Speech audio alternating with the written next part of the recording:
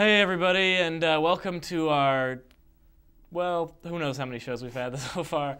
The 71st. It's the 71st and a half, because there's a half episodes and seen on screen. Either way, we are going to be discussing with Steve Mears, making his third appearance on Seen on Screen. He's catching up to Stu in terms of his number of appearances on this great show.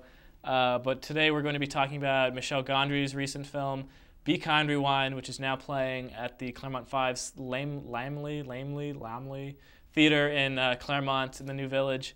And this is a film I think we both had some problems with. Well, why don't you tell me what you were critical of?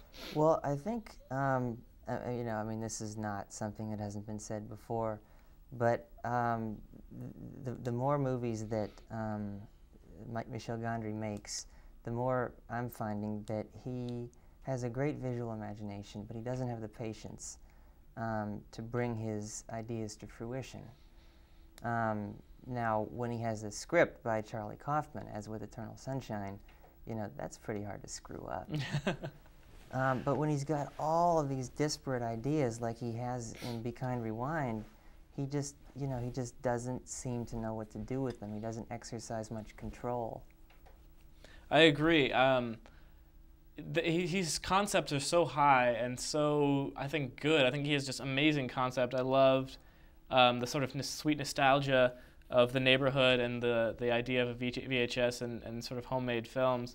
I love that kind of nostalgia, and I thought that was the strength of it. But in terms of the script and the characters, I think that always, as you were saying, takes a back seat to the sort of more necessary parts of the film that are character development, the characters themselves. I mean, the problem I had with Be Kind, Rewind is the same problem I had with The Science of Sleep, and to a lesser extent, Eternal Sunshine of the Spotless Mind.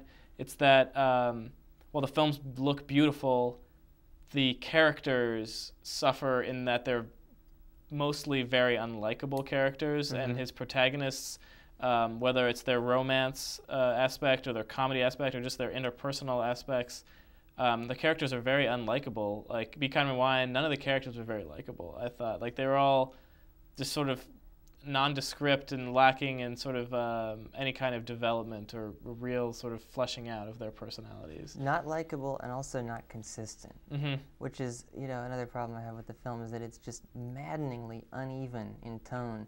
You can't make a film that, with a lot of heart about these community productions and everybody banding together to save the day, and also have, radiation urine humor. I like that.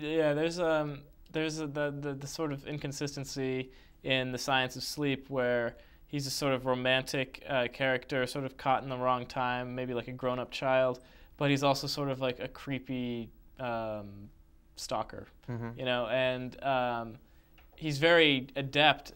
Michel Gondry is very adept at portraying humor or drama, but he sort of loses focus of when it's appropriate to use either one, and I think the film sort of suffers as a result. But I don't know. That being said, there were some times in Be Kind, Rewind where I was really amazed at what I was seeing on screen. They sort of recreate the films with a lot of artistic integrity, and I mean, there's a lot of very sweet parts of the film. There were, but the actors, Jack Black is just given free rein to do his shtick rather than to create a cogent characterization.